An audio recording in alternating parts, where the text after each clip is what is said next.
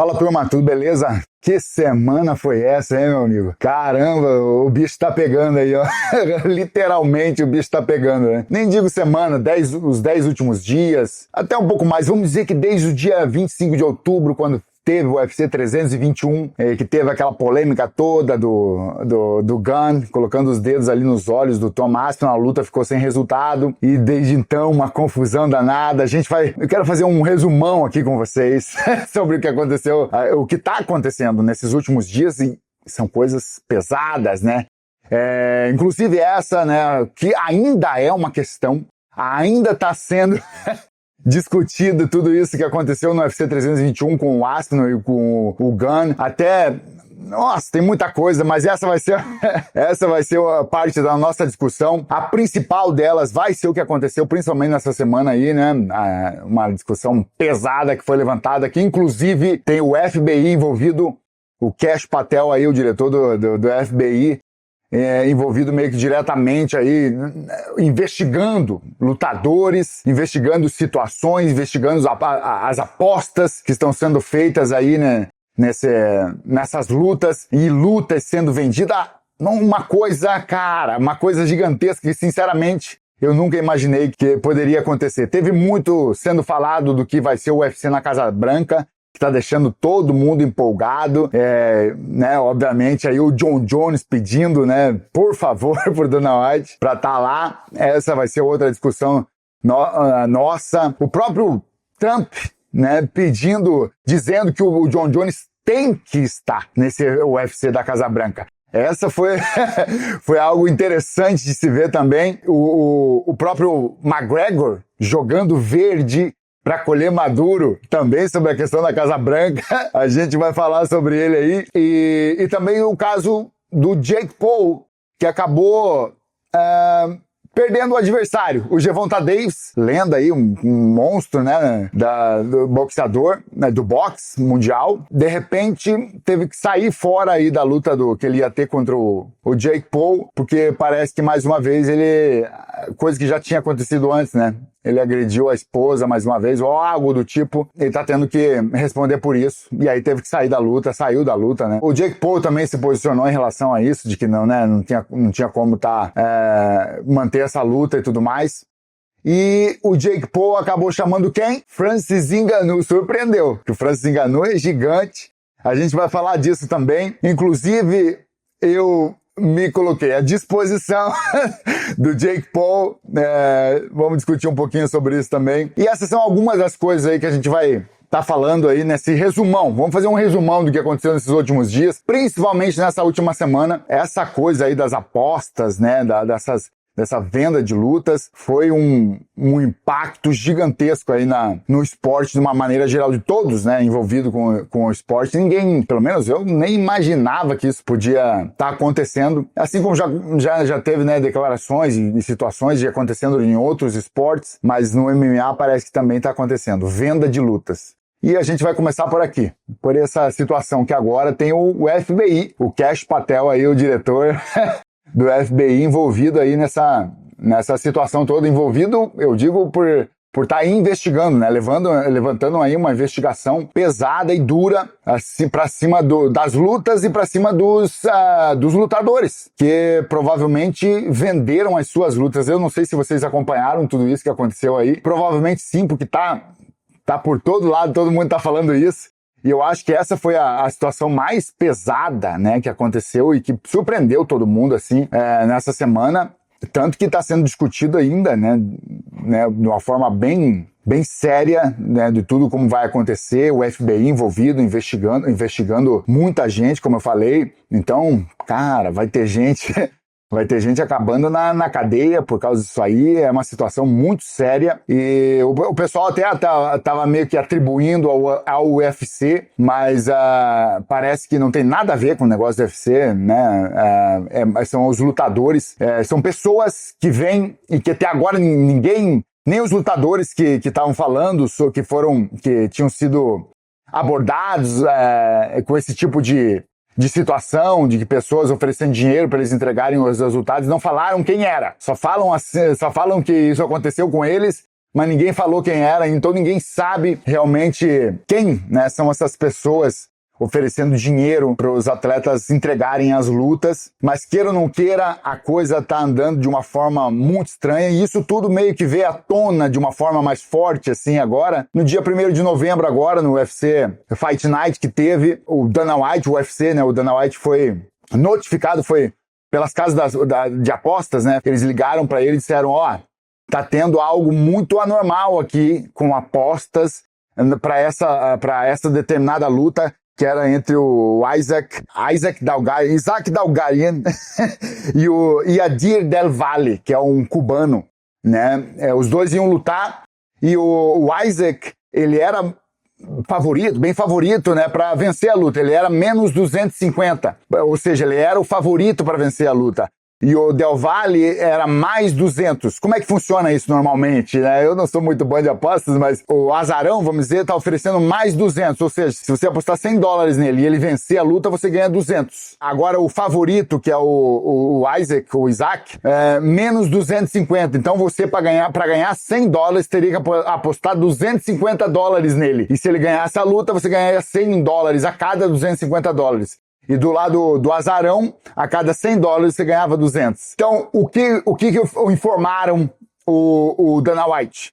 Que no dia antes do evento e até durante ali, horas que antecederam ali o evento, apostas muito fora do comum estavam acontecendo, e apostas de dinheiro grosso, dinheiro pesado, estavam acontecendo em favor do Del Valle, dizendo, né, que ele venceria, a galera apostando forte que ele venceria a luta. E o favorito para vencer a luta era o Isaac. Então, eles acharam muito estranho isso, uma quantidade de apostas muito grande, até contas sendo feitas meio que na hora. E essas contas que acabaram de ter sido feitas ali, apostando dinheiro grosso, de que o cara ia ganhar uma luta que nem era de tanta relevância. Era uma luta, né, do card preliminar, vamos dizer, ali, e recebendo essa atenção toda dos apostadores. E isso chamou a atenção da galera, eles ligaram pro Dana White. O Dana White achou estranho, mas não se antecipou em julgar nada, e ligou até pro Isaac, pra esse Isaac, né, Dalgarian aí, e perguntou, tá tudo bem? Tá acontecendo alguma coisa? Você tá machucado? Você tá precisando de alguma coisa? Alguém tá te coagindo? Alguma coisa do tipo? Você tá precisando de dinheiro? O cara disse que não, que tava tudo certo, que tava tudo bem. E aí o Dana White deixou pra lá.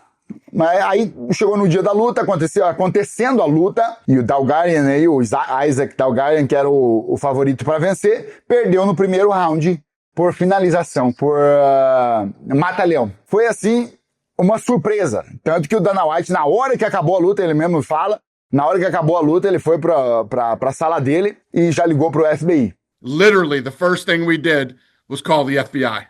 Falando sobre tudo que tinha acontecido e a possibilidade, né, ele não tá dizendo que o Isaac realmente vendeu a luta dele, mas a probabilidade é grande. Então, que o FBI viesse para investigar o que estava acontecendo, que essa suposta situação aí de venda de luta, dessas manipulação de apostas e tudo mais, porque o dinheiro apostado foi grosso, né? Então, ele mesmo ligou pro FBI, o FBI entrou de cabeça nisso, envolvido, né, diretamente, e agora tá rolando aí. O Isaac Dalgarian já foi afastado, né? Ainda não se comprovou se ele realmente vendeu a luta ou não, mas de qualquer forma parece que ele já foi afastado do UFC, perdeu a luta. Então é uma situação bem complicada e que, como eu falei, inesperada. Eu sinceramente não imaginava que esse tipo de coisa poderia estar acontecendo. E é interessante que eles estão buscando, você vê, lutas que tem uma proporção menor, né? Não tem uma atenção tão grande de lutadores que estão começando ou que têm derrotas na carreira, ou que tem né? Porque o cara, para vender uma luta, não faz sentido, né? Você vai prejudicar a tua carreira por causa do quê? De algumas dezenas de dólares. Porque, por exemplo, eles até questionaram um dos dos atletas, porque alguns atletas, depois, né, de que aconteceu tudo isso, essa situação toda, o próprio Ariel Helwani, um repórter renomadíssimo, vocês devem saber quem é, fez um programa sobre isso e tudo mais, e ele começou a receber ligações de lutadores, de pessoas envolvidas e tudo mais, declarando que eles também já tinham passado por isso. Pessoas já tinham oferecido dinheiro para eles venderem as lutas. Óbvio que nenhum deles tinha vendido, foi o que eles falaram, mas eles já tinham oferecido dinheiro para eles vender, então que isso era real e não era brincadeira, acontecia com uma certa frequência. Eu fiquei besta. Como é que pode? A gente, né, nem percebe esse tipo de coisa. Mas é isso, parece que esses caras vão nos atletas de menor proporção, de menor atenção ali, que estão no início da carreira, como eu falei, ou tentando, né, subir ali pro topo ali da categoria de peso e tudo mais. Então eles oferecem essa grana para esse tipo de galera que meio que, obviamente, que vai aceitar. Porque eles talvez não tenham tanta fé em si próprios, sabem que não vão chegar muito longe, ou meio que aceitam o dinheiro. Inclusive, eles perguntaram para um dos caras quanto que tinham oferecido para ele. E ele falou que foi $70 mil. $70 mil, gente. Para você entregar a tua carreira, né? Porque, cara, uma derrota te joga lá para baixo. É muito pesado, entendeu? Ainda mais numa competição de altíssimo nível como é o UFC. Todo mundo quer estar lá, uma derrota ali pode te tirar do jogo. E os caras vendendo por $70 mil. $70 mil, cara, tipo, não é nada pra você entregar a tua carreira, ou é isso. Então você tá ali só pela oportunidade de fazer um dinheirinho. Ou você não quer realmente, você não tem fé em você não acredita em você, que você vai chegar ao topo, ou que você vai conseguir ganhar uma bolsa melhor e tudo mais, porque a galera também começa ganhando bem pouco no UFC ou qualquer outro evento, né? Então isso também contribui, né? Porque a galera meio que faz esse tipo de situação de vender resultado, né? E agora, com tudo isso que veio à tona, né? Tá um burburinho danado, todo mundo falando sobre isso, e a cada momento chega uma situação nova, outros atletas meio que também dizendo, né, que eles foram abordados da mesma forma, pedindo para que vendessem os resultados aí das lutas. E uma declaração até do Dana White foi que todos esses atletas, que inclusive estão vindo agora e dizendo que não aceitaram, que ofereceram dinheiro e tudo mais para eles entregarem a luta, mas eles não aceitaram. Todos esses que estão falando vão ser investigados também. Então a coisa tá começando, obviamente. Eu acho que tem muita água para rolar. É algo assim triste, meio que impressiona, porque né, na magnitude do UFC, tipo, é tudo muito claro o que acontece ali, sabe? E esse tipo de coisa tá acontecendo e a gente não percebe, é bem complicado. Até existem comentários, o Dana White falou que, inclusive, que era mentira, mas que tem mais de 100 lutas sendo diretamente investigadas, porque em mais dessas 100 lutas, alguma coisa, elas também tiveram esse padrão de apostas meio que anormais, né? Apostas de uma quantia maior, de uma forma mais concentrada, de uma galera apostando junto, sabe? Apostas meio que de uma forma que não acontece de uma forma normal. Então tem, cara, uma situação bem pesada, bem complicada e que vamos ver qual que vai ser o que vai acontecer isso aí, o que vai acontecer com tudo isso, né? Tem muita água para rolar, como eu falei. E, cara, talvez em breve aí a gente vai estar vendo alguns atletas e algumas pessoas aí sendo presas. Caramba! É uma situação bem estranha. Mas vamos tocar pra frente, a gente tem outras coisas para discutir. O próprio Jon Jones participou aí de um podcast, e nesse podcast ele chamou o Tom Aspinall de quitter, de tipo o cara que não tem coragem, desiste fácil das lutas.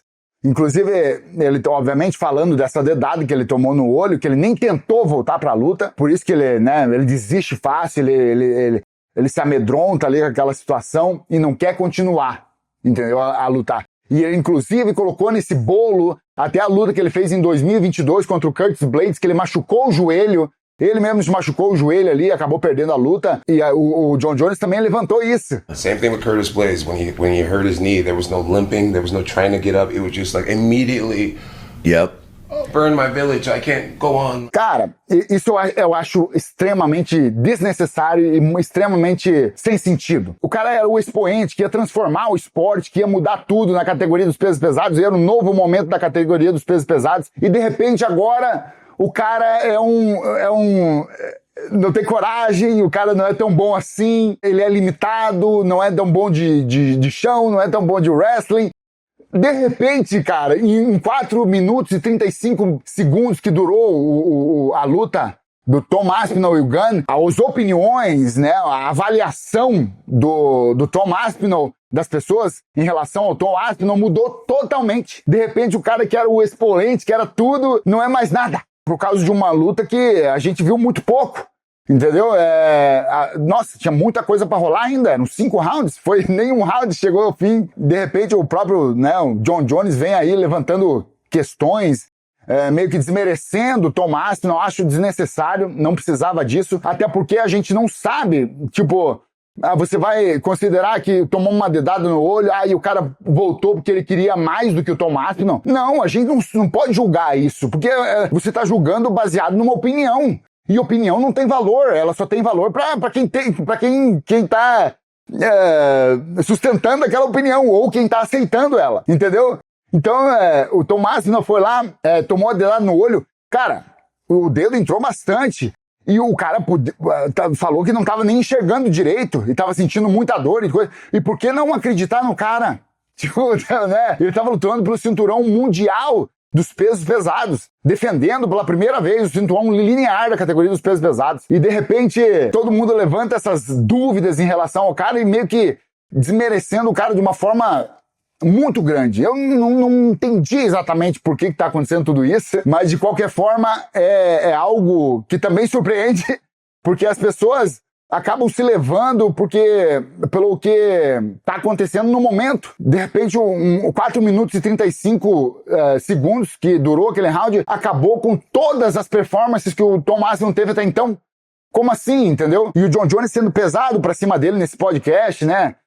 Desmerecendo bastante o cara, mas ainda desmerecendo e tudo mais, mas ainda não aceitando a luta com o Tom Aspinall. Por que ele quer lutar no... O próprio, né, John Jones falando, pedindo por favor aí pro Dana White botar ele na Casa Branca, que ele quer representar o país dele e tudo mais. Mas e por que ele não pediu pro Tom Aspinall, então? Se o Tom Aspinall é tão limitado assim e tudo mais.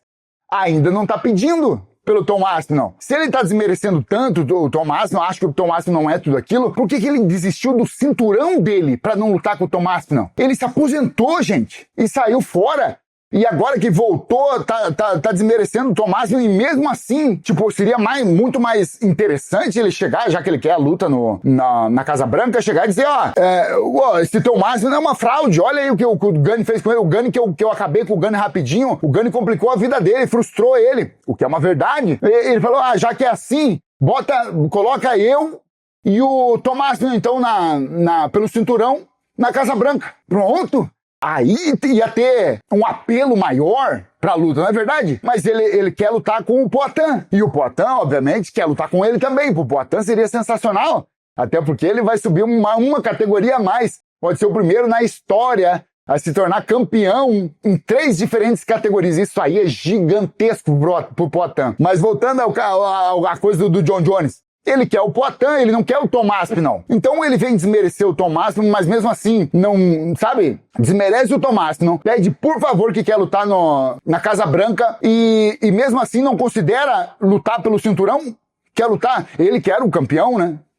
Aliás, é invicto na carreira e tudo mais, é gigantesco. John Jones é gigantesco, melhor da história, né? Pode ter até alguém que pense diferente, mas não dá pra negar. O cara é sensacional, o melhor da história aí, né? Pelo resultado que teve e tudo mais. Só que agora ficou nessa situação aí complicada, né? O pessoal meio desmerecendo, tirando toda aquela atenção que o Tom Aspinall estava ganhando, mas mesmo assim não, no caso do John Jones, né, não assumindo o que deveria ser a primeira vamos dizer, intenção dele. Já que o Tom Aston não é tudo isso, coisa, então vamos fazer eu e ele na Casa Branca. Mas não tá sendo dessa forma, ele quer o Poatan também quer ele, o que pode ser uma luta boa também. E também, talvez nem seja possível, porque pelo que o Dana White falou, o próprio Tom Aston, assim que ele estiver bem já, eles já vão remarcar essa revanche,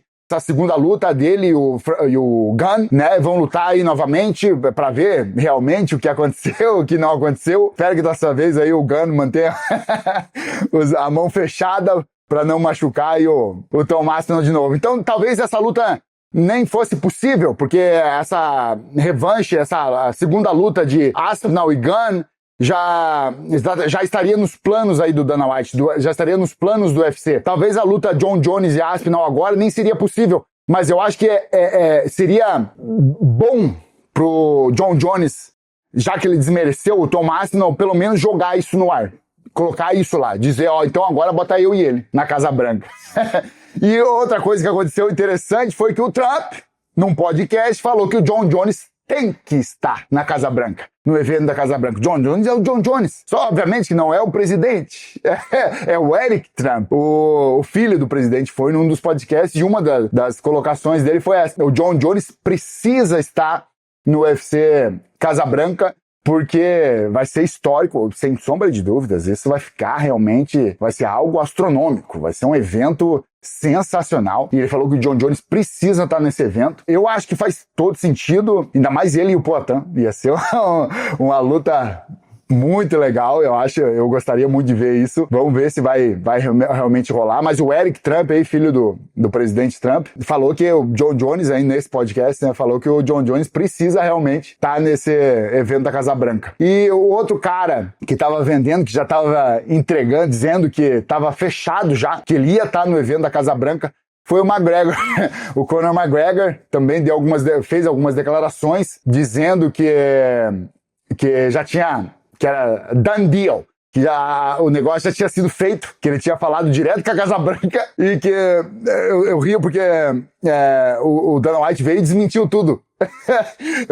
Acaba sendo interessante, né? Até a forma, porque uma coisa que o Conor é um marqueteiro, ele é um ótimo promotor de si próprio, entendeu? Então o cara ele, como eu falei, ele jogou verde ali pra colher maduro. E ele falou que tava fechado, que ele ia participar do evento Casa Branca. E aí já tava, né? Já tinha conversado com o pessoal todo, não sei o quê.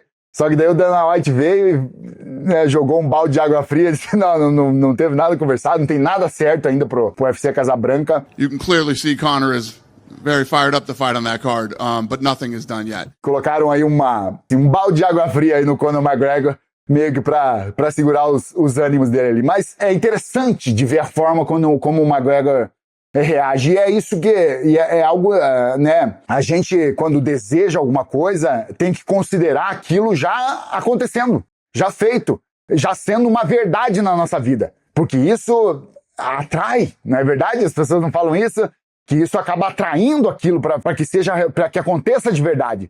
E eu acho que nesse sentido, aliás, o McGregor já deu até entrevistas em relação a isso, que ele leu alguns livros e tudo mais, de manter aquela mente positiva, de se ver já, de antes mesmo de ele começar no UFC, ele já se via no UFC, antes mesmo dele ser campeão, ele já se via campeão, né, fazendo tudo que ele fazia, e como eu falei, ele é um ótimo promotor de si próprio, e o cara sabe vender o peixe, mas por enquanto não funcionou. Ele ainda não tá no evento Casa Branca, pode ser que venha a estar, mas por enquanto ainda não tem nada certo. E outra situação que a gente tem que chamar a atenção é o Jake Paul, como eu falei, que acabou perdendo o adversário, o Gervonta Davis, grande campeão aí de boxe, teve que sair da luta, acabou agredindo a esposa, teve problemas lá com a esposa novamente, não é a primeira vez, e vai ter que responder a isso. O próprio Jake Paul se posicionou em relação a isso, disse que não poderia continuar, né, com esse evento da forma que estava, lutando com esse adversário, porque, né, não faz sentido nenhum, o cara tendo problemas aí com a esposa, agredindo a esposa e tudo mais. Algo meio bem complicado. Mais um caso de polícia no mundo da luta. Mas o cara saiu da luta e, para surpresa de todos, o Jake Paul foi lá e desafiou quem? O Francis Ngannou. Pesadíssimo, poder de nocaute absurdo. Desafiou o Francis Ngannou pra para substituir aí o Gervonta Davis para esse evento que ia acontecer agora no dia 14 de novembro. Parece que não vai mais acontecer. Vão jogar para dezembro, que não acharam um adversário ainda. O Francis Ngannou se sentiu ofendido, palavras dele, que ele se sentiu ofendido de Jake Paul se achar que estava no mesmo nível dele ou coisa assim para desafiar ele. Eu achei que ele viajou e muito nisso, né? É uma situação... Como eu falei, o Jake Paul hoje já pode ser considerado um boxeador. O cara tá fazendo um ótimo trabalho. E outra coisa, independente de ser boxeador, ser lutador ou não ser, independente disso, negócio é negócio, meu amigo. Se o negócio é bom e vai beneficiar todos, inclusive o próprio Francis Ngannou ia fazer uma grana boa, fazer a coisa acontecer pra muita gente, o time dele também e tudo mais. Mas ele teve uma declaração meio triste, eu não sei se vocês viram, provavelmente sim, que chamou bastante a atenção também, mas foi algo assim que não soou legal, a forma com que o Ngannou se posicionou. Eu não sei, ele pode vir ainda, tem coisa rolando, ele pode vir a aceitar essa luta, mas por enquanto, talvez seja até uma estratégia, não sei, mas não pareceu. Foi o Francis Ngannou meio que desmerecendo mesmo a questão do Jake Paul, e o Jake Paul até chama ele de idiota, que, né, pô, tá perdendo uma chance absurda. Tá aparecendo pro mundo todo, transmitido pela Netflix. Inclusive, esse que vos fala se colocou à disposição de enfrentar o Jake Paul também. Ainda não me ligaram, então quer dizer que não me escolheram para fazer esse combate. O pessoal tava... o pessoal sempre comenta sobre tudo, né? Mas o pessoal levantando várias situações de que eu tava fazendo isso para aparecer, ou pelo dinheiro, ou seja lá o quê. Obviamente que se o dinheiro é bom, se o negócio é bom, a gente vai fazer. Ainda é um incentivo a mais. Mas a minha intenção há muito tempo que eu quero entrar no mundo do boxe. Mas essas negociações do boxe, eu achei que as do MMA eram difíceis, mas a do boxe parece que é mais difícil que o MMA, hein? É bem complicado tudo isso, a gente não conseguiu chegar em um acordo ainda de uma luta no boxe. Inclusive, eu fui um dos primeiros a começar com esse desafio de boxe e MMA lá em 2011, 2012, quando eu fui campeão. Eu não sei se vocês lembram, mas provavelmente não, porque não fiz tanto barulho assim, eu não sou um promotor tão bom quanto o Conor McGregor pra fazer um barulho danado desse tipo, mas quando eu me tornei campeão lá em 2012, eu desafiei o Vladimir Klitschko. E eu tenho uma vontade muito grande de, se um dia acontecer aí de UFC, tiver interessado em provar realmente quem que é o esporte mais eficaz, eu faria uma luta de boxe mesmo contra o Klitschko. Eu acho que tenho grandes chances de vencer, apesar de ele ser todo esse grande campeão que ele é. Como vocês sabem, a minha principal linha é o boxe, entendeu? E se tem alguém pra fazer frente a alguém do boxe, vindo do MMA, eu acredito que sou eu, pelo menos com toda a modéstia. Obviamente, eu não quero, né, impor nada, mas a galera... aliás, vários caras estão tentando, o próprio Francis Ngannou, né, teve boas lutas aí, né, no boxe, lutou contra o Tyson Fury, surpreendeu, eu tava lá, né, na Arábia Saudita, nessa luta, surpreendeu até, mas a linha de boxe dele não é uma linha, assim, fluida, uma coisa, a técnica de boxe dele não é aquela técnica refinada, boa, ele tem poder de nocaute. Né, o Francis Ngannou, ele tem as mãos pesadas, né? Então eu me vejo como podendo realmente fazer frente às casas do boxe. Eu comecei com essa ideia lá atrás, em 2012, e até hoje isso não tive a oportunidade de fazer acontecer, né? Como eu falei, é bem complicado, a gente já fez algumas tentativas e tudo mais, mas a coisa na negociação é lenta, é difícil, entendeu? E aí eu não fico esperando, eu vou logo para o que eu sei fazer, que também é o MMA, e agora também o bare knuckle, né?